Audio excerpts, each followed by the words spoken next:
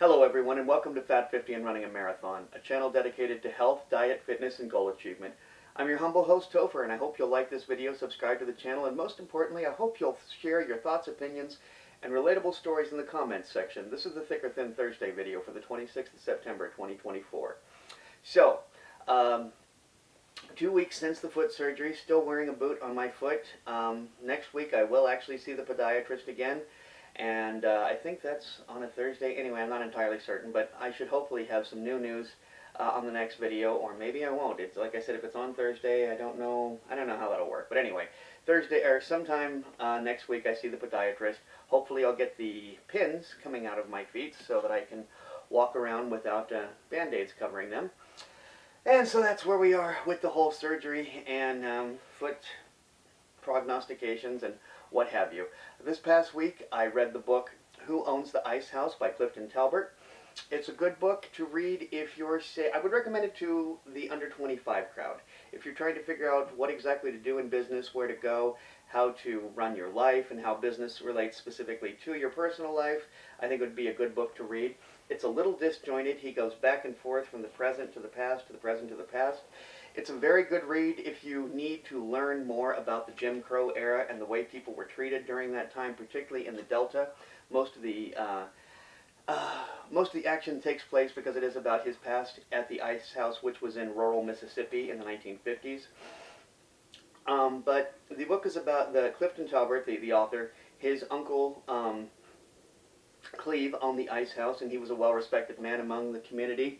And the best takeaway I want to take from this book is something that he said about his uncle, and I think it's perfect. It describes life exactly.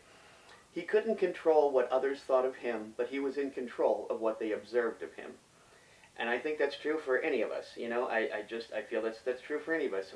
Who you present is the best you can do. People are going to think what they're going to think about you regardless, but what you present to people is, at the very least, the baseline by which they can make their judgments. If they're going to throw prejudices and, you know, opinions in there, then there's nothing you can do about that. But anyway, that was my takeaway from that book.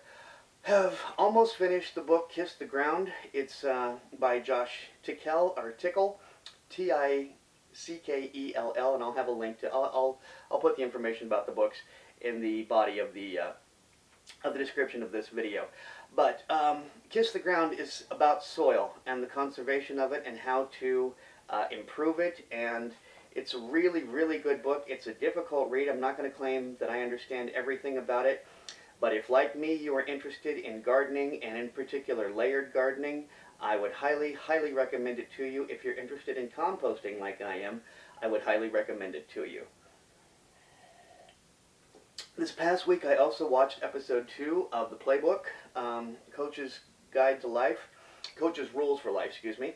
It is a series on Netflix. Episode 2 was about Jill Ellis. If you are unfamiliar with her, she was the women's soccer coach for the Olympic/World Cup team. I'm gonna go out on a limb here and say that I'm correct about this, even though I'm not 100% certain. I believe she is the winningest coach in women's soccer throughout the world. But anyway, a lot of great lessons from that. A couple of the great takeaways I took from that video were, let's see, how does she put it? Mountaintops are small and the air is thin. Meaning that when you're at the top, you're supposed to climb to the top, and then you're supposed to move on to the next thing. And she is another thing she stressed, and this is an old cliche, so I'm not saying anything new specifically, but the statement that she made that I think is very, very apropos is share your success, own your failures.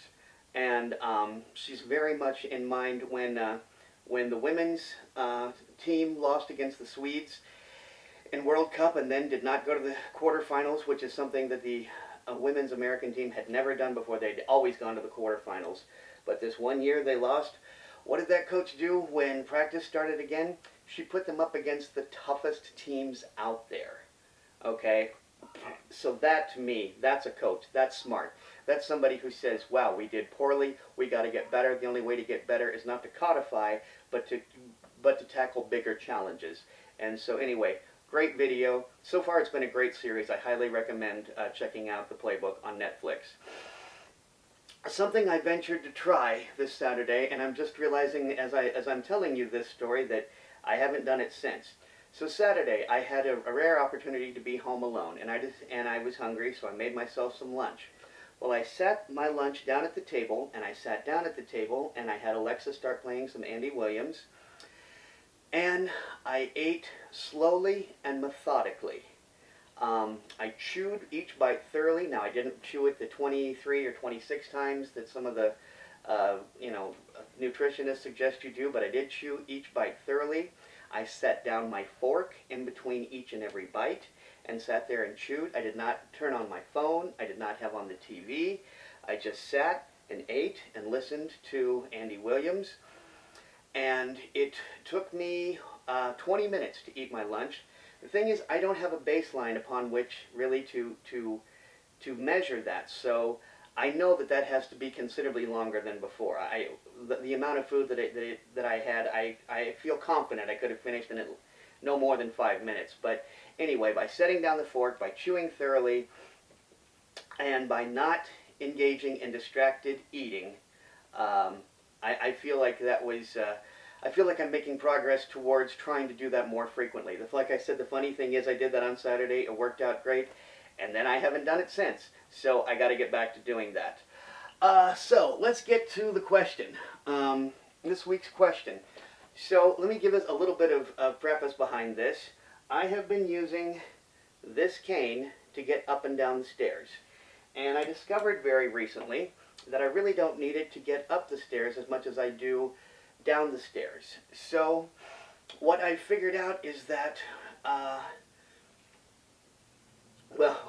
what I figured out is that I don't need the cane all the time, but I do need the cane some of the time, which has made me think about balance, the great balance of life, and the balance of what you need and what you don't need. And so for this week, I want to ask you, when did you achieve balance? Now, balance and flow are not exactly the same thing, although they oftentimes get confused. Flow, and we'll talk about flow soon because there's a book, a great book called Flow, by an author whose last name is so complicated I'm not even going to pretend to be able to pronounce it. But it's a long Polish name, starts with CZ and SZ and all those crazy consonant combinations that you don't normally see in English. But the point being, flow is when you've got the system going and you're moving forward and everything is great. Balance is when you look around and everything is settled. Everything is full. Things that are supposed to be full are full. Things that are supposed to be empty are empty. Things that are supposed to be moving are moving. Things that are supposed to be standing still are standing still. That is balance. And when did you find you had balance? When did you look around and say, wow, things are really at balance right now in your life? That is the question this week. So, there you have it. Next week may be a short because I don't have Nancy here. She'll be in Mexico on a cruise. So, 2 weeks. 2 weeks. Let's see. Yeah. Anyway, next week will be okay. Next week will be normal. After that, that's when I actually see the doctor. So it's in 2 weeks that I see the doctor, as finally getting my schedule straight. Anyway, that's what's up, and I hope you're doing well. And remember, only by taking care of ourselves first, we're capable of taking care of others. Thanks for watching. Topher.